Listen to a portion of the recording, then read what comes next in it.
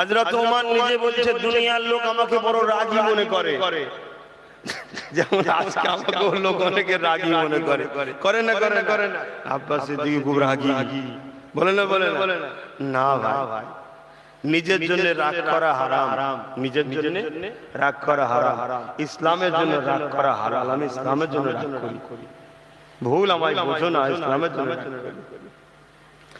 হযরত ওমর ফারুক রাদিয়াল্লাহু তাআলা আন হুজুর বলছেন, শোনো, আমি রাসূলের গোলাম ছিলাম, নবীকে কেউ না স্পর্শ করতে পারে, বিয়াদবি না করতে পারে।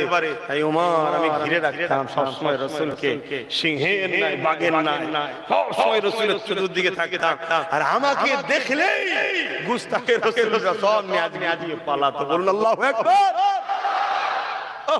কি নিয়ামত আল্লাহ করেছে, শুধু কলেমাটা পড়তে বাকি, কাবার সামনে গিয়ে বলছে আশহাদু আল্লা ইলাহা ইল্লাল্লাহ ওয়া আশহাদু আন্না মুহাম্মাদান আবদুহু ওয়া রাসূলুহু। মক্কা তৎকালীন সন্ত্রাস জালিম বেঈমানেরা তরোয়াল নিয়ে সব বেরিয়ে পড়েছে। কার এত সাহস প্রকাশ্য কলেমা পড়ছে, কার এত সাহস? যখনই দেখেছে খাত্তাবের বেটা কলেমা পড়ছে সব পিছু হাঁটছে। ওমর বলছে আয় আয় আয়। আল্লাহু আকবার।